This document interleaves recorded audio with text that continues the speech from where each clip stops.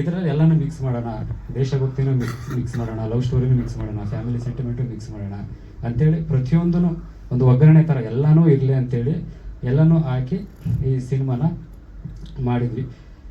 ಹಾಗಾಗಿ ನಾನು ಅದೇ ಮಾಧ್ಯಮದವ್ರಿಗೆ ಕೇಳೋದೇನಪ್ಪ ಅಂತಂದರೆ, ನೀವು ನಮಗೆ ಅಂದರೆ ಇದ್ರ ಥರ ಅಂದರೆ ತಂದೆ ತಾಯಿ ಸಮಾನ. ಯಾಕಪ್ಪ ಅಂತಂದರೆ ನೀವು ಮಕ್ಕಳನ್ನ ಹೇಗೆ ಬೆಳೆಸ್ತೀವಿ, ನಾವು ತಂದೆ ತಾಯಿ ಮಕ್ಕಳನ್ನ ಹೇಗೆ ಬೆಳೆಸ್ತಾರೋ ಹಾಗೆ ಯಾರೇ ಒಬ್ಬರು ಕಲಾವಿದರನ್ನ ಬೆಳೆಸೋದೇ ಮೀಡಿಯಾ. ಹಾಗಾಗಿ ಮೀಡಿಯಾದವ್ರು ಆದಷ್ಟು ನಮ್ಮನ್ನು ಪ್ರಮೋಟ್ ಮಾಡಿ, ಆದಷ್ಟು ಜನ ಥಿಯೇಟ್ರಿಗೆ ಬಂದು ನೋಡಿದಷ್ಟು ನಮಗೆ ಏನಪ್ಪ ಅಂತಂದರೆ ಈಗ ಏನಾಗ್ತಿದೆ ಎಲ್ಲ OTT ಈ ಪ್ಲಾಟ್ಫಾರ್ಮ್ನೆಲ್ಲ ಮೂವಿನ ನೋಡೋದಕ್ಕೆ ಸ್ಟಾರ್ಟ್ ಮಾಡ್ತಾ ಇದ್ದಾರೆ. ಹಾಗಾಗಿ ಥಿಯೇಟ್ರ್ ಕಡೆ ಯಾರೂ ಬರ್ತಾ ಇಲ್ಲ, ಥಿಯೇಟ್ರ್ ಉಳಿಯೋ ಕಡೆ ಯಾರೂ ಕೂಡ ಗಮನ ಕೊಡ್ತಾ ಇಲ್ಲ. ನಮ್ಮ ಹೊಸಬರಿಗೆ ಎಷ್ಟು ಕಷ್ಟ ಆಗ್ತಾ ಇದೆ ಅಂತಂದರೆ, ಒಂದೊಂದು ಥಿಯೇಟ್ರ್ ನಾವು ಕೇಳಕ್ಕೆ ಹೋಗ್ತೀವಿ ಅಂತಂದ್ರೆ ವಾರಕ್ಕೆ 3 ಲಕ್ಷ 4 ಲಕ್ಷ ರೆಂಟ್ ಕೇಳ್ತಾ ಇದ್ದಾರೆ. ಅಂದರೆ ನಾವು ಮೂವಿನೇ ಏನೋ ಒಂದು 2016 ನನಗೊಂದು ಕನಸು ಒಂದು ಚಿಗುರು ಹೊಡಿತು, ಅಂದರೆ ನಾನು ಹೀರೋ ಆಗಬೇಕು ಅಂತ. ಆದರೆ ನನಗೆ ಕನಸು ಚಿಗುರು ಹೊಡೆದಾಗ ನಾನು ಒಬ್ಬನೇ ಇದ್ದೆ. ಬಟ್ ಇವತ್ತು ನಮ್ಮ ಟೀಮ್ ಇದೆ, ಅಂದರೆ ನನ್ನ ಕನಸಿಗೆ ನೀರಿರೋದಕ್ಕೆ ಇವತ್ತು ನನ್ನ ಹತ್ರ ಒಂದು ಟೀಮ್ ಇದೆ. ಈಗ ನಾವು ಅದನ್ನು ಮುಂದೆ ಬರಬೇಕು, ನಮ್ಮ ಟ್ಯಾಲೆಂಟ್ ಏನಾದರೂ ಮುಂದೆ ಇಡಬೇಕಂದ್ರೆ ಎಲ್ಲದೂ ಕೂಡ ಮನಿ ಮ್ಯಾಟ್ರ್ ಆಗುತ್ತೆ, ಫೈನಾನ್ಷಿಯಲ್ ತುಂಬ ಮ್ಯಾಟ್ರ್ ಆಗುತ್ತೆ. ನಮ್ಗೆ ಎಷ್ಟೇ ಟ್ಯಾಲೆಂಟ್ ಇದ್ದು ಏನೇ ಇದ್ದರೂ ಕೂಡ ನಮಗೆ ಮನಿ ಅಂತಕ್ಕಂಥದ್ದು ತುಂಬ ಮ್ಯಾಟ್ರ್ ಆಗುತ್ತೆ. ಹಾಗಾಗಿ ಈಗ ಥಿಯೇಟ್ರಲ್ಲಿ ಎಷ್ಟಾಗುತ್ತೋ ಅಷ್ಟು ನಾವು ರಿಲೀಸ್ ಮಾಡೋದಕ್ಕೆ ಟ್ರೈ ಮಾಡ್ತಾ ಇದ್ದೀವಿ. ಆದರೂ ನಮಗೆ ನ್ಯೂಸ್ ಮೀಡಿಯಾದವ್ರು ಎಷ್ಟಾಗುತ್ತೋ ಅಷ್ಟು ಜನಗಳಿಗೆ ತಲುಪಿಸಿದರೆ ಈಗ ಹೊಸ ಪ್ರತಿಭೆ ಬರ್ತಾ ಇದ್ದಾರೆ, ಹೊಸ ಟ್ಯಾಲೆಂಟ್ ಬರ್ತಾ ಇದೆ, ಅದು ಗೊತ್ತಾಗೋದಕ್ಕೆ ನೀವು ತುಂಬ ಹೆಲ್ಪ್ ಮಾಡಬೇಕಂತ ಕೇಳ್ತೀನಿ ನಾನು. DOP ನಾಗಭೂಷಣ್ ಪೂಜಾರ್ ಮತ್ತು ಇಲ್ಲಿ ನಮ್ಮ ಈಗ ತಾನೇ ಮೋಕ್ಷಗೊಂಡಂ ಗುರೂಜಿ ಬಂದರು. ಅವರು ನಮ್ಮ ಮದ್ದಾನೆ ಟೀಮಿಗೆ ಫಸ್ಟು ಕ್ಲ್ಯಾಪ್ ಮಾಡಿದವರು, ಅಂದರೆ ಮೂರ್ತಿಗೆ ಕ್ಲ್ಯಾಪ್ ಮಾಡಿದವರು ಅವರು ವಿಶ್ವೇಶ್ವರಯ್ಯ ಅವರ ಮೊಮ್ಮಗವರು. ಅವರು ಈಗ ಗುರೂಜಿಯಾಗಿ ಸ್ಪೀಡ್ ನ್ಯೂಸು ಬೇರೆ ಬೇರೆ ಚಾನಲಲ್ಲಿ ವರ್ಕ್ ಮಾಡ್ತಾ ಇದ್ದಾರೆ. ಅವರು ಕೂಡ ನಮ್ಮೆಲ್ಲರ ಮದ್ದಾನೆ ಟೀಮ್ ಕಡೆಯಿಂದ ಸ್ವಾಗತವನ್ನು ಕೋರ್ತಾ ಇದ್ದೀನಿ. DOP ನಾಗಭೂಷಣ್ ಪೂಜಾರ್ ಮತ್ತು ಈ ಸೋಷಲ್ ಪ್ಲಾಟ್ಫಾರ್ಮ್ ಹೇಗಿದೆ ಅಂತಂದರೆ ಇವತ್ತು ಸ್ಯಾಟಲೈಟ್ಗಿಂತ ವೇಗದಲ್ಲಿದೆ, ಸ್ಯಾಟಲೈಟ್ ಇದಕ್ಕೆ ವೇಗದಲ್ಲಿದೆ ಈ ಮದ್ದಾನೆ ಮೂವಿಗೆ. ಸೊ ನಾನು ಒಬ್ಬ ತಾಂತ್ರಿಕ ವರ್ಗದಲ್ಲಿ ಏನು ಪ್ರೊಡ್ಯೂಸರ್ ಶ್ರೀನಿವಾಸು ಅಮ್ಮ ಇದ್ದಾರೆ, ಶರಣ್ ಜಿ ಇದ್ದಾರೆ, ವಿತ್ ಹೀರೋ ಇದ್ದಾರೆ. ಅದನ್ನು ನಾನು ಬಾಯಿ ಮುಖಾಂತರ ಹೇಳಿದರೆ ಅದಕ್ಕೆ ಅರ್ಥ ಸಿಗಲ್ಲ. ನೀವು ಪರ್ದೆ ಮುಖಾಂತರ ಥಿಯೇಟ್ರಿಗೆ ಬಂದು ಏನಿವತ್ತು ಮಾಧ್ಯಮ ಮಿತ್ರರು ಪತ್ರಕರ್ತ ಮಿತ್ರರಿದ್ದಾರೆ, ಇದು ಯಾವ್ಯಾವ ಸ್ಲ್ಯಾಟಲ್ಲಿ ಅಂದರೆ ಪ್ಲಾಟ್ಫಾರ್ಮಲ್ಲಿ ನೀವು ಯಥೇಚ್ಛಿಗೆ ನಿಮ್ಮ ಶೇರ್ ಆಗುತ್ತೆ, ಅದನ್ನ ನೋಡ್ತಾರೆ. ಈ ಥರ ಒಂದು ಹೊಸ ಅಪ್ಕಮಿಂಗು ಇದೇ ಈಗ ಹೇಳಿದ್ರು ಅವರು, ಒಬ್ಬ ಲೆಕ್ಚರಾಗಿ ಆರ್ಯ, ಶರಣ್ ಜಿ ತುಂಬ ನಮ್ಗೆ ಆತ್ಮೀಯಿಸಿದ್ರು, ಪ್ರೊಡ್ಯೂಸರ್ ಶ್ರೀನಿವಾಸು ಅಮ್ಮನೂ ಇದರಲ್ಲಿ ಪಾತ್ರ ಮಾಡಿದ್ದಾರೆ. ನಾನು ಈ ಮಧ್ಯಾಹ್ನ ಮೂವಿಯಲ್ಲಿ ಒಂದು ಸಣ್ಣ ತುಣುಕು ನನಗೆ ಇವರೇ ಡೈರೆಕ್ಟರ್ ಸರ್ ಕೊಡ್ತಾರೆ, ಇಲ್ಲಿ ಸರ್ ಭೂಷಣ್ ಸರ್ ಮಾಡಬೇಕು ಅಂತ ಹೇಳ್ತಾರೆ. ಅದನ್ನು ನಾನು ಮಾಡಿದ್ದೀನಿ, ಮಾಡಿ ಅವರೇ ಖುಷಿ ಪಡ್ತಾರೆ. ಸರ್ ಒಂದೇ ಟೇಕಲ್ಲಿ ಎಷ್ಟು ಚೆನ್ನಾಗಿ ಮಾಡಿದ್ರಿ ಅಂತ ಹೇಳ್ತಾರೆ. ಆದರೆ ಸಿನಿಮಾ ಅಂತ ಬಂದಾಗ ಇವತ್ತು ದೊಡ್ಡ ದೊಡ್ಡ ಅಗ್ರಗಣ್ಯರು ನೀವು ನಮ್ಮ ಹಾಲಿವುಡ್ಡು, ಬಾಲಿವುಡ್ಡು, ಟಾಲಿವುಡ್ಡಲ್ಲಿ ನೋಡ್ತೀರಾ. ಸೊ ಲೆಜೆಂಡ್ ಅಂತ ನಮ್ಮ ಈಗ ಮೊನ್ನೆ ಚಕ್ರವರ್ತಿ ಇವರು ಕನ್ನಡ ಚಕ್ರವರ್ತಿ ಶಿವರಾಜ್ ಕುಮಾರ್, ಗೀತೆ ಶಿವರಾಜ್ ಕುಮಾರ್ ಅಂತ ನಮ್ದು ಫಸ್ಟ್ ಪೋಸ್ಟ್ರು ಏನೀಗ ಇಲ್ಲಿ ನೋಡ್ತಾ ಇದ್ರಲ್ಲ, ಅಕ್ಕಪಕ್ಕ ನೋಡ್ತಾ ಇದ್ರಲ್ಲ, ಕಂಪ್ಲೀಟ್ ವರ್ಕ್ ಮೇಕಿಂದ ಹಿಡ್ಕೊಂಡು ಸ್ಟಿಲ್ ಫೋಟೋ ಬಿದ್ದು DOP ನಾನೇ ಮಾಡಿದ್ದು ನಾಗಭೂಷಣ್ ಪೂಜಾರು. ಬಟ್ ವಿಭಿನ್ನವಾಗಿ ಬಂದಿದೆ. ಅದನ್ನ ನಾನು ನನ್ನ ಬಾಯಿ ಮುಖಾಂತರ ಹೇಳಿಕಿನ್ನ ನೀವು ಪರ್ದೆ ಮುಖಾಂತರ ನೀವೊಂದು ಬೇರೆ ಬೇರೆ ಸ್ಲಾಟಲ್ಲಿ ನೋಡಿದಾಗ ಅದಕ್ಕೆ ಖುಷಿ ಆಗುತ್ತೆ. ಸೊ ಇಲ್ಲಿ ಹೇಗೆ ಒಬ್ಬ ನಿರ್ಮಾಪಕ ದುಡ್ಡು ಹಾಕ್ತಾರೆ, ಒಬ್ಬ ಡೈರೆಕ್ಟರ್ ಆಕ್ಷನ್ ಹೇಳ್ತಾರೆ, ಹೀರೋ ಮಾಡ್ತಾರೆ ಅಂತಲ್ಲ. ಏಕೆಂದ್ರೆ ಇದಕ್ಕೆ ಮಳೆ ಚಳಿ ಊಟ ಇಲ್ದಲೆ ನಿದ್ದೆ ಇಲ್ದಲೆ ನಾವು ಕೆಲಸ ಮಾಡ್ತೀವಿ. ಒಂದು ಹಿಂದೆ ಪರ್ದೆ ಹಿಂದೆ 1000 ಜನ ಕೆಲಸ ಮಾಡ್ತೀವಿ, ಪರ್ದೆ ಮುಂದೆ ಎಷ್ಟೋ ಜನ ಬಂದು ನೋಡ್ತಾರೆ. ನೋಡಿದಾಗ ಅದು ಕಂಟೆಂಟ್ ನೀವು ಇಷ್ಟ ಆದಾಗ ತಾಯಿ ಬಗ್ಗೆ, ನಮ್ಮ ಒಂದು ಭಾರತದ ಬಗ್ಗೆ, ರಾಜ್ಯದ ಬಗ್ಗೆ ಇದೊಂದು ಕಂಟೆಂಟ್ ಇದ್ದಾಗ ಅದೊಂದು ಮೂವಿ ಮಧ್ಯಾಹ್ನ ಅಂತಂದ್ರೆ ನಿಮಗೆ ಗೊತ್ತಿದೆ. ಸೊ ಯಾರು ಆಕ್ಚುಲಿ ಹಿಂದೆ ಅನಿಮಲ್ ಸಿನಿಮಾಗಳು ತುಂಬಾ ಮಾಡಿದ್ದಾರೆ. ಸೊ ಉದಯ್ ಶಂಕರ್ ಅಂತ ಏನೋ ಬರ್ತಾರೆ, ಫುಲ್ಲು ಅನಿಮಲ್ ಇಟ್ಕೊಂಡು ಅಂಬರೀಷ್ಗೆ, ವಿಷ್ಣುವರ್ಧನ್ ಸರ್ಗೆ ದೊಡ್ಡ ದೊಡ್ಡ ಮಾಡಿದ್ದಾರೆ. ಈ ಗಂಧದ ಗುಡಿ ಎಸ್ಪೆಷಲಿ ರಾಜ್ಕುಮಾರ್ ಸರ್ ಹೇಳ್ಬೇಕಂತಂದ್ರೆ, ಜನರಿಂದ ನಾನು ಮೇಲೆ ಬಂದೆ, ಜನರೆಂದೇ ನಾ ದೇವರೆಂದೇ ಅಂದ್ಬಿಟ್ಟು ಅತಿ ಹೆಚ್ಚು ದೊಡ್ಡ ಪದಗಳು ಹಂಸಲೇಖ ಸಾರು ಮೂವಿನಲ್ಲಿ ಗೊತ್ತಿ ಸಿನಿಮಾ ಮಾಡ್ಕೊಂಡು ಅವರು ಕಂಟೆಂಟ್ ಓರಿಯೆಂಟೆಡ್ ಹಿಟ್ ಮಾಡ್ಕೊಂಡು ಒಬ್ಬ ಹೀರೋ ಆಗಿ ಸೆಲೆಬ್ರಿಟಿ ಆಗಿ ಮುಂದೆ ಬರ್ತಾರೆ. ಅಂತ ಒಂದು ಈ ಮೂವಿಗೆ ಈ ಪುಟ್ಟ ಕಲಾವಿದ ಇವ್ದ ಲೆಕ್ಚರ್ ಆರ್ಯ, ಇವರಿಗೆ ಶರಣ್ ಜೀಸು ಆಲೆ ಒಂದು 4 ಮೂವಿ ಡೈರೆಕ್ಟ್ ಮಾಡಿ, ಈಗ ಇನ್ನೇನು ಸ್ವಲ್ಪ ದಿನಗಳು ಶಿವಂ ಪ್ರೇಮ್ ಅಂತ ಮೂವಿ ಇದೇ ಹೀರೋ ಆಗಿ ಅದ್ರಲ್ಲಿ ಆಕ್ಟ್ ಮಾಡ್ತಿದ್ದಾರೆ. ಇದೇ ಟೆಕ್ನಿಕ್ ಟೀಮ್ ನಾವೇ ಇದ್ದೀವಿ ಎಲ್ಲ ಫುಲ್ಲು. ಅದು ಸ್ವಲ್ಪ ದಿನ ಆಗ್ತಿದೆ. ಜೂನ್ 12ಕ್ಕೆ ಈ ಸಿನಿಮಾ ನಿಮ್ಮ ಕರ್ನಾಟಕದಾದ್ಯಂತ ಬರುತ್ತೆ. ನಿಮ್ಮ ಮಾಧ್ಯಮ ಮಿತ್ರರಿಗೂ ನಾನು ಪದೇ ಪದೇ ಹೇಳ್ತೀನಿ, ಪತ್ರಿಕೆ ಮಿತ್ರರು ಯಥೇಚ್ಛವಾಗಿ ಇದನ್ನ ಎಲ್ಲಿ ಸ್ಲಾಟ್ ಇದೆ ಕಳಿಸಿ ನಮ್ಮ ಜನಗಳನ್ನ ಥಿಯೇಟರ್ ಬರ ಮಾಡಿ. ಇದಕ್ಕೆ ಒಳ್ಳೆ ರಿವ್ಯೂಸ್ ಕೊಟ್ಟಾಗ ಅವರು ಜನಗಳು ಥಿಯೇಟರ್ ಕಡೆ ಬರ್ತಾರೆ, ಚಪ್ಪಾಳೆ ತೊಡ್ತಾರೆ. ನಮ್ಮಲ್ಲಿ ಹೃದಯದಲ್ಲಿರ್ತಕ್ಕ ಕಲ್ಮಶ ಅಂತ ಇದರಲ್ಲಿ ಬೇರೆದು ಒಂದು ಆಯ್ಕೆ ಮಾಡ್ಕೊಡಿ. ಈಗ ಅಮ್ಮ ಹೇಳಿದ್ರು ನನಗೆ ಒಂದು ಜಸ್ಟ್ ಅವನಿಗೆ ಭಗವಂತ ದೇವಸ್ಥಾನದಲ್ಲಿ ಇರ್ತಾನೆ, ಅವ್ರಿಗೆ ಬಾಗ್ಲಾಗ್ತೀವಿ, ಪೂಜೆ ಮಾಡ್ತೀವಿ, ಅಭಿಷೇಕ ಮಾಡ್ತೀವಿ. ಆದ್ರೆ ನಾನು ಎಲ್ಲ ಕಡೆ ಇರಕ್ ಆಗಲ್ಲ ಅಂತ ಏನ್ ಮಾಡ್ತಾರೆ, ಪ್ರತಿಯೊಬ್ಬ ಮನೆಗೆ ಅಮ್ಮ ಇರ್ತಾರೆ, ಅಕ್ಕ ಇರ್ತಾರೆ, ತಂಗಿ ಇರ್ತಾರೆ. ಡೀಟೇಲ್ ಆಗಲಿ. ಎಲ್ಲರಿಗೂ ನಮಸ್ಕಾರ. ನನ್ನ ಹೆಸರು ಪ್ರಸನ್ನ ಭೋಜ ಶೆಟ್ಟರ್. ನಾನು ಮೂಲತಃ ಹುಬ್ಬಳ್ಳಿಯವನು. ಇವಾಗ ಬೆಂಗಳೂರು ಯಲಹಂಕ ನ್ಯೂ ಟೌನಲ್ಲಿ ನನ್ನದೇ ಒಂದು ಪ್ರಸನ್ನ ಮ್ಯೂಸಿಕ್ ಸ್ಟುಡಿಯೋ ಮಾಡಿಕೊಂಡು ಒಂದು 3 ವರ್ಷ ಆಯಿತು ಕನ್ನಡ ಚಿತ್ರರಂಗದಲ್ಲಿ ಕೆಲಸ ಮಾಡ್ತಾ ಇದ್ದೇನೆ.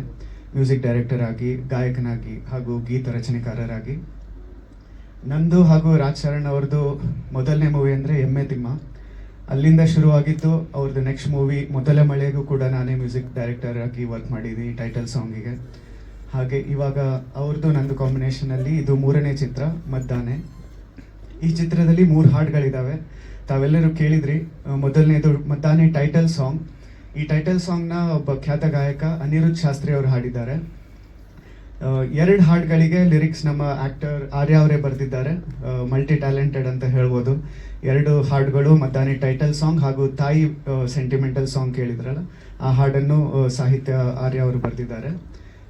ತಾಯಿ ಸೆಂಟಿಮೆಂಟ್ ಸಾಂಗ್ ಅದನ್ನು ಹಾಡಿದವರು ಅಜಯ್ ವಾರಿಯರ್ ಸರ್. ತುಂಬಾನೇ ಎಮೋಷ್ನಲ್ ಆಗಿ ಭಾವ ತುಂಬಿ ಹಾಡಿದ್ದಾರೆ. 3ನೇದು ಒಂದು ರೊಮ್ಯಾಂಟಿಕ್ ಡುಯೆಟ್ ಸಾಂಗ್ ಇದೆ. ಅದನ್ನ ನಾನು ಮತ್ತೆ ರಶ್ಮಿ ಶ್ರೀನಿವಾಸ್ ಅಂತ ಗಾಯಕಿ ಹಾಡಿದ್ದಾರೆ. ಆ ಹಾಡನ್ನು ಟೈಟಲ್ ಸಾಂಗ್ ಅನ್ಸುತ್ತಲ್ಲ ಶಿವಕುಮಾರ್ ಸರ್ ಬರ್ದಿದ್ದು. Okay okay. ಸೊ 3 ಸಾಂಗ್ನ ಆಲ್ಮೋಸ್ಟ್ ಇವರು ಬರ್ದಿದ್ದಾರೆ. 1 ಸಾಂಗಿಗೆ ಶಿವಕುಮಾರ್ ಅವರು ಕೈ ಜೋಡಿಸಿದ್ದಾರೆ ಲಿರಿಸಿಸ್ಟ್ ಆಗಿ.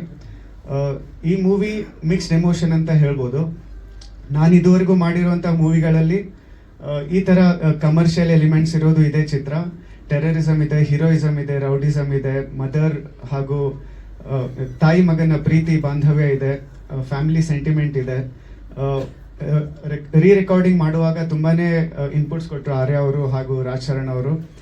ನನಗೆ ಸ್ಟುಡಿಯೋದಲ್ಲಿ ಜೊತೆಗೆ ಇದ್ದು ನಾವು ಕೆಲಸ ಮಾಡಿ ಒಳ್ಳೆ ಇನ್ಪುಟ್ ಕೊಟ್ಟು ಅವ್ರ ಇನ್ಪುಟ್ಸ್ ತಗೊಂಡು ನಾನು ಒಳ್ಳೆ ಮ್ಯೂಸಿಕ್ಕನ್ನು ಪ್ರೊಡ್ಯೂಸ್ ಮಾಡಿದ್ದೇನೆ. ಹೋಪ್ಫುಲಿ ನೀವೆಲ್ಲ ಟೀಸರ್ ನೋಡಿದ್ದೀರಾ, ಇಷ್ಟ ಆಗಿದೆ ಅಂತ ಅನ್ಕೊತೀನಿ. ಇದೇ ಜೂನ್ 12ಕ್ಕೆ ಮದ್ದಾನೆ ಚಿತ್ರ ಎಲ್ಲ ಸಿನಿಮಾಸಲ್ಲಿ ಬರ್ತಾ ಇದೆ. ತಾವೆಲ್ಲರೂ ನೋಡಿ ಪ್ರೋತ್ಸಾಹಿಸಿ ಅಂತ ಕೇಳ್ಕೊಳ್ತೀನಿ. ಸೇರಿರೋ ಎಲ್ಲ ಪತ್ರಿಕಾ ಮಾಧ್ಯಮ ಸ್ನೇಹಿತರಿಗೆ ಹಾಗೂ ವೇದಿಕೆ ಮೇಲಿರುವ ಎಲ್ಲ ಗಣ್ಯರಿಗೆ ನನ್ನ ನಮಸ್ಕಾರಗಳು ತಿಳಿಸುತ್ತಾ ಮಾತು ಮುಗಿಸ್ತೀನಿ. Thank you. ಎಲ್ರಿಗೂ ನಮಸ್ಕಾರ. ನಾನು ಲತಾ ಮೂರ್ತಿಯವರ ಹಸ್ಬೆಂಡ್ ಶ್ರೀನಿವಾಸ ಮೂರ್ತಿ ಅಂತ. ಎಲ್ಲ ಹೇಳಿದ್ದಾರೆ, ನಾವೇನು ಹೇಳೋದಿಲ್ಲ. ದಯವಿಟ್ಟು ಎಲ್ಲರೂ ಪ್ರೋತ್ಸಾಹ ಕೊಟ್ಟು ಮಾಡಬೇಕು ಅಂತ. ಶಿಶಿರ ಎಲ್ಲರಿಗೂ ನಮಸ್ಕಾರ. ನನ್ನ ಹೆಸರು ಶಿಶಿರ್ ಭಾರದ್ವಾಜ್ ಅಂತ. ನಾನು ಕಳೆದ ಒಂದು 15 ವರ್ಷದಿಂದ ಥಿಯೇಟ್ರಲ್ಲಿ ಕೆಲಸ ಮಾಡ್ತಾ ಇದ್ದೆ. ಮೈಸೂರಿನ ರಂಗಾಯಣದಲ್ಲಿ ಆಕ್ಟರ್ ಆಗಿ ವರ್ಕ್ ಮಾಡ್ತಾ ಇದ್ದೆ. ಆಮೇಲೆ ಹಲವಾರು ಹವ್ಯಾಸಿ ಕಲಾವಿದನಾಗಿ ಹಲವಾರು ತಂಡಗಳಲ್ಲಿ ಕೆಲಸ ಮಾಡ್ತಾ ಬರ್ತಾ ಇದ್ದೆ. 2018ರಿಂದ ನಾನು I came to film industry. First of all thank you ನಮ್ಮ ಡೈರೆಕ್ಟರ್ ಸರ್ಗೆ, ನಿರ್ಮಾಪಕರಿಗೆ, ನಾಯಕ ನಟರಿಗೆ ನನ್ನ ಮೇಲೆ ನಂಬಿಕೆ ಇಟ್ಟು ಒಂದು ಒಳ್ಳೆ ಕ್ಯಾರೆಕ್ಟರ್ನ ಕೊಟ್ಟಿದ್ದಾರೆ. ನನ್ನ ಪ್ರಕಾರ ಮತ್ತೆ ನಾನು ಅವಲೋಕಿಸಿದ ಹಾಗೆ ಇಷ್ಟು ವರ್ಷಗಳಲ್ಲಿ ನಾನು ಮಾಡಿರೋಂಥ ಒಂದು ಒಳ್ಳೆ ಲೆಂತಿ ಕ್ಯಾರೆಕ್ಟರ್ ಇದು. ನನಗೆ ಇದರಲ್ಲಿ ಏನು ಚಾಲೆಂಜೆಟಿಕ್ ಅಂತ ಅನ್ನಿಸ್ತು ಅಂತಂದರೆ, ಆ್ಯಕ್ಟ್ ಮಾಡ್ಬೇಕಾದ್ರೆ ನನಗೆ ಶೂಟಿಂಗ್ ಮಾಡ್ಬೇಕಾದ್ರೆ ಇಂಪ್ರೂವೈಸೇಷನ್ ಮಾಡ್ಕೊಳ್ಳೋಕ್ಕೆ ನಮ್ಗೆ ಒಳ್ಳೆ ಸ್ಪೇಸ್ ಇತ್ತು. ಸೊ ನಮಗೆ ಹೆಂಗೆ ಇಂಪ್ರೂವೈಸೇಷನ್ ಮಾಡ್ಕೋಬೇಕು ಎಲ್ಲ ಇಂಪ್ರೂವೈಸೇಷನ್ ಮಾಡಿಕೊಂಡು ಆ್ಯಕ್ಟ್ ಮಾಡಿದೆ. ಬಟ್ ಡಬ್ಬಿಂಗಿಗೆ ಬಂದಾಗ ಸ್ವಲ್ಪ ಸ್ಟ್ರಗಲಿಂಗ್ ಅನ್ನಂತರೂ ನಂಗೊಂಚೂರು ಗೊತ್ತಾಯ್ತು. ಅವಾಗ ಇಷ್ಟು ನಂಗೆ ಒಳ್ಳೆ ಎಕ್ಸ್ಪೀರಿಯನ್ಸ್ ಆಗಿದೆ ಈ ಸಿನಿಮಾದಲ್ಲಿ. ಒನ್ಸ್ ಅಗೇನ್ ಎಲ್ಲರಿಗೂ ಥ್ಯಾಂಕ್ ಯು. ಕೊನೆಯದಾಗಿ ನಮಸ್ಕಾರ. HK ಸಮಯ ತಗೊಳ್ಳೋದ. ಸೊ ಯಾಕಂದರೆ ನಾವು ಅಲ್ಲೂ ಇರೋದ್ರಿಂದ ಇಲ್ಲೂ ಇರೋದ್ರಿಂದ ಅರ್ಥ ಆಗುತ್ತೆ ಸಮಯದ ಮೌಲ್ಯ ಏನು ಅನ್ನೋದು. ಆರ್ಯ ನನಗೆ ತುಂಬ ಆತ್ಮೀಯರು. ಸುಮಾರು 7-8 ವರ್ಷದಿಂದ ಅವ್ರ ಜರ್ನಿ ನೋಡ್ತಾ ಇದ್ದೀನಿ. ಅವ್ರ ಸ್ಟ್ರಗಲ್, ಅವ್ರ ಪ್ಯಾಷನ್ನು, ಸಿನಿಮಾ ಬಗ್ಗೆ ಇರುವಂಥದ್ದು. ಅವ್ರು ಹೇಳಿದಾಗೆ ಈ ಸಿನಿಮಾ ಕ್ಲಾಪಿಂಗ್ ನಾನು ಮಾಡಿದ್ದೆ. ನಾನು ಕಾರಣಾಂತರಗಳಿಂದ ಜರ್ನಿ ಆಮೇಲೆ ಬೇರೆ ರೂಟಲ್ಲಿ ಹೋಯಿತು. So in the mean while ಏನಾಗ್ತಾ ಇದೆ ಈ ಸಿನಿಮಾ ಬಗ್ಗೆ ಅನ್ನೋದ್ರ ಬಗ್ಗೆ ನನಗೂ ಅಷ್ಟು ಗೊತ್ತಿರಲಿಲ್ಲ. ಬಟ್ ಗ್ರ್ಯಾಜುಲಿ ಮತ್ತೆ ಕನೆಕ್ಟ್ ಆದ್ವಿ, ಅವ್ರ ಅಪ್ಡೇಟ್ಸ್ ಎಲ್ಲ ಹೇಳಿದ್ರು. ಈಗ ರಿಲೀಸ್ವರೆಗೂ ಬಂದಿದೆ ಸಿನಿಮಾ ಅಂತ ಹೇಳಿದ್ರು, ಬಹಳ ಖುಷಿ ಆಯಿತು. ಮೊದಲನೇದು ಈ title, it's A very very powerful title ಅಂತ ಹೇಳೋದಕ್ಕೆ ಇಷ್ಟಪಡ್ತೀನಿ ನಾನು. ಮದ್ದಾನೆ ಅನ್ನೋದು ಒಬ್ಬ ಎ ಲಿಸ್ಟ್ ಹೀರೋ, ಒಬ್ಬ ಸೂಪರ್ ಸ್ಟಾರ್, ದರ್ಶನ್ ಅಂತ ಒಬ್ಬ ಸೂಪರ್ ಸ್ಟಾರ್ ಆಗಲಿ, ಯಶ್ ಅಂತ ಒಬ್ಬ ಸೂಪರ್ ಸ್ಟಾರ್ ಆಗಲಿ, ಅವ್ರಿಗೆ ಸೂಟ್ ಆಗುವಂಥ ಒಂದು ಟೈಟ್ಲ್ ಇದು. Because we all can feel it. ಆ ವೈಬ್ಸ್ ನಮಗೆ ಗೊತ್ತಾಗುತ್ತೆ, ಒಂದು ಟೈಟ್ಲು ಅದರಲ್ಲಿರುವಂಥ ಒಂದು ಪವರು, ಎನರ್ಜಿ ಅನ್ನೋಂಥ. ಸೊ ಆ ಟೈಟ್ಲ್ ನೀವು ತೊಗೊಂಡಿದ್ದೀರಾ, ಅದನ್ನು ಇಟ್ಕೊಂಡು ಸಿನಿಮಾ ಮಾಡಿದ್ದೀರಾ ಅಂದರೆ 30% ಆಲ್ರೆಡಿ ನೀವು ಗೆದ್ದುಬಿಟ್ಟಿದ್ದೀರಾ ನಾನು ಹೇಳಬೇಕಾಗುತ್ತೆ ನಾನು. ಸೊ ಡೆಫಿನೆಟ್ಲಿ ಆ ಟೈಟ್ಲ್ ಜಸ್ಟಿಫಿಕೇಶನ್ ಕೊಟ್ಟಿದ್ದೀರಾ ನಿರ್ದೇಶಕರು ಅಂತ ನಾನು ಭಾವಿಸ್ತಾ ಇದ್ದೀನಿ ನಾನು. ಶೂರ್ಲಿ, ಬಿಕಾಸ್ ಸ್ಟೋರಿ ಕೂಡ ನನಗೆ ಗೊತ್ತಿರೋದ್ರಿಂದ ಹಲವಾರು ಶೇಡ್ಸ್ ಇದೆ ಇದರಲ್ಲಿ, ಹಲವಾರು ಪ್ರೇಕ್ಷಕರನ್ನ ಅವರ ಆಸಕ್ತಿ ಹಿಡಿದಿಡುವಂಥ ಒಂದು ಎಲ್ಲ ಅಂಶಗಳು ಸಹ ಇದೆ. ಚೆನ್ನಾಗಿದೆ ಸಿನಿಮಾ. ಆರ್ಯ ಸಕ್ಸಸ್ ಆಗಲಿ ನಿಮಗೆ. ನಿಮ್ಮ ಈ ಹೊಸ ತಂಡದ ಬಗ್ಗೆ ಹೆಚ್ಚಿಗೆ ನನಗೆ ಪರಿಚಯ ಇಲ್ಲದಿರೋದ್ರಿಂದ ಬೇರೆ ಯಾರ ಬಗ್ಗೆ ನಾನು ಮಾತಾಡೋದಿಲ್ಲ. So as Arya told, he is a well educated person, ಒಂದು ವೆಲ್ ಲರ್ನ್ ಬ್ಯಾಕ್ಗ್ರೌಂಡಿಂದ ಬಂದಿರುವಂಥವ್ರು. ಸೊ ಇಂಥವ್ರು ಬರಬೇಕು ಚಿತ್ರರಂಗಕ್ಕೆ, ಕನ್ನಡ ಚಿತ್ರರಂಗಕ್ಕೆ ಹೊಸ ಹೀರೋಗಳು ಬರಬೇಕು. ಆ ಎಲ್ಲ ಹೀರೋಗಳು ಸ್ಟಾರ್ಗಳಾಗಬೇಕು, ಆ ಎಲ್ಲ ಸ್ಟಾರ್ಗಳು ಸಹ ಸೂಪರ್ ಸ್ಟಾರ್ಗಳಾಗಬೇಕು. ಯಾಕೆ ನಿಂತು ನೀರಾಗಬಾರ್ದು ಚಿತ್ರರಂಗ. ಸೊ ಆ ನಿಟ್ಟಿನಲ್ಲಿ ಅವರ ಪ್ರಯತ್ನ it's very very commendable and I appreciate the whole teams effort. ಒಳ್ಳೇದಾಗಲಿ.